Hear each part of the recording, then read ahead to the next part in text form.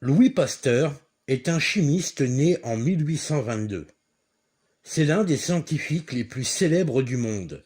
Décoré en France de la Légion d'honneur, chevalier de l'Ordre du Mérite et médaillé d'honneur des épidémies. Il sera aussi médaillé de la Grande Croix en Italie, au Portugal, au Brésil, en Norvège, en Suède, en Belgique, en Roumanie, en Serbie. 2020 rues et boulevards portent son nom en France, ainsi que 67 000 établissements publics. Des billets seront à son effigie, ainsi que des timbres-poste. Pasteur est un très grand orateur, manipulateur, qui a su habilement attirer la lumière des projecteurs sur sa personne, mettant dans l'ombre les hommes à l'origine de ses découvertes. Nous allons vous dévoiler l'imposture. Sa première imposture sera sur la cristallographie. Ses travaux avaient déjà été réalisés par Jean-Baptiste Delisle en 1783. Pasteur se les appropriera en 1848 alors qu'il n'est âgé que de 25 ans. Sa deuxième fraude, la pasteurisation. Déjà expérimentée en 1810 par Nicolas Appert et appelée à l'époque appertisation. Elle sera ensuite démontrée par Alfred de la Motte en 1846. Pasteur s'attribuera les travaux et déposera le brevet de la pasteurisation en 1865. Pasteur commence à avoir plusieurs ennemis à l'Académie des sciences, qui voient en lui un fraudeur opportuniste.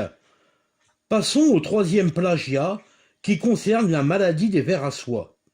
Béchamp est le premier à comprendre la cause microbienne des pathologies infectieuses.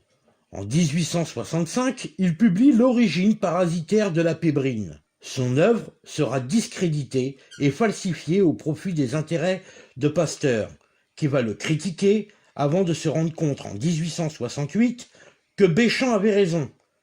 Alors Pasteur va déclarer à l'Académie des sciences, ainsi qu'au ministre de l'Agriculture, être le premier à démontrer l'origine parasitaire de la pébrine.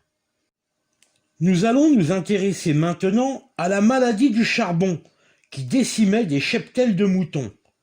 Pour ce faire, nous allons revenir en 1881, sur l'événement qui va rendre Pasteur célèbre et asseoir sa notoriété. Nous sommes le 2 juin 1881. Des paysans anonymes, des hommes illustres, ainsi que des journalistes sont regroupés dans une ferme de Pouilly-le-Fort pour assister à l'efficacité de la vaccination. L'expérience porte sur 50 moutons, dont la moitié a été vaccinée, et l'autre moitié, qui sera le groupe témoin et qui n'a pas été vacciné. Sous les yeux des journalistes et de la foule, Pasteur inocule un bacille très virulent à 50 moutons. Comme Pasteur l'avait annoncé avant, les moutons vaccinés ne seront pas malades, tandis que le groupe témoin vont tous mourir. C'est un triomphe, et la nouvelle fait le tour du monde. La pharmacienne biologiste de l'université de Lyon, Nadine Chevalier, dira « Mais comment Pasteur a-t-il pu réussir un tel coup de poker ?» Tout simplement en utilisant des bactéries tuées ou inactivées avec un antiseptique. Madame Chevalier ajoutera « Pasteur a eu recours faute de temps et devant l'impatience de ses détracteurs à l'Académie des sciences, au procédé inventé par Henri Toussaint. » Explication. En 1880, Toussaint soumet à l'Académie des sciences sa découverte d'un vaccin contre le charbon. Pour ce faire, il utilise des bactéries inactivées avec un antiseptique ou tuées par la chaleur. Pasteur dira « Cela renverse toutes les idées que je me faisais sur les virus, sur les vaccins. Je ne veux croire à ce fait surprenant qu'après l'avoir vu de mes propres yeux. » Pasteur affirmait à l'époque qu'un vaccin ne peut protéger contre la maladie qu'en étant atténué à l'air ou à l'oxygène. Adrien Loire, neveu et assistant de Pasteur, dira « Pasteur a ordonné à son équipe de préparer un vaccin avec le bichromate de potasse, l'antiseptique utilisé par Toussaint, et a interdit d'en parler. » Loire cite Pasteur en disant « Moi vivant, vous ne publierez pas cela avant d'avoir trouvé l'atténuation de la bactérie par l'oxygène. Cherchez-la. C'est ainsi que Pasteur s'est attribué sournoisement les travaux et la gloire de Toussaint.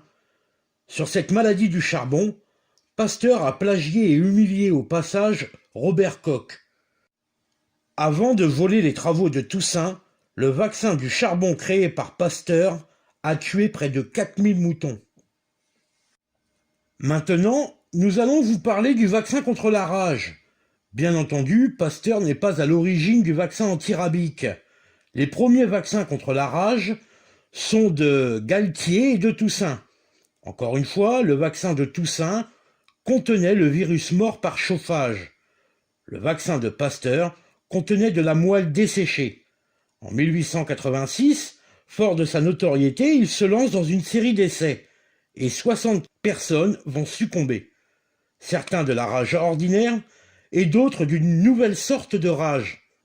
Cette nouvelle sorte de rage sera appelée rage des laboratoires, et ce sera la seule véritable création de Pasteur. Pour pouvoir continuer ses essais, Pasteur fait croire, en falsifiant les chiffres, à un fort taux de mortalité dû à la rage, et que la découverte d'un vaccin était une priorité. Or, la rage humaine était un cas très rare. Mais en jouant sur la peur d'une pandémie, il devient le seul héros capable de sauver le monde. Aujourd'hui, les laboratoires qui fabriquent les vaccins utilisent le même procédé. En 1886, un enfant meurt suite au vaccin antirabique de Pasteur. Pasteur affirme que ce n'est pas de la rage. Suite au dépôt de plainte du père, un médecin légiste, Paul Brouardel, chargé de l'expertise, va avouer avoir falsifié ses résultats en faveur de Pasteur. Il dira, je cite, « Si je ne prends pas position en votre faveur, c'est un recul immédiat de 50 ans dans l'évolution de la science. Il faut éviter cela. » Un grand nombre d'historiens et de scientifiques comme le docteur Decour, Luttard, Raspail, Loire, Duclos et j'en passe, ont tous dénoncé et mis en lumière la supercherie.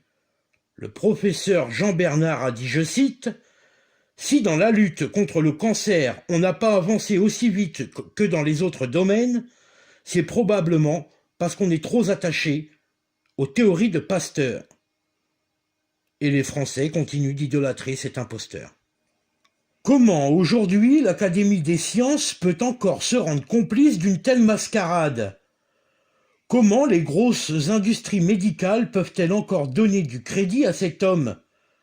Notre santé est devenue une marchandise, un produit de consommation où les morts ne sont que des statistiques.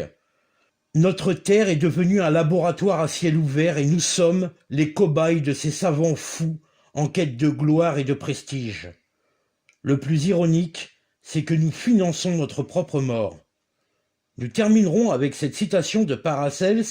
« Apprends, médecin, à ne tuer personne, sinon bêche la terre. »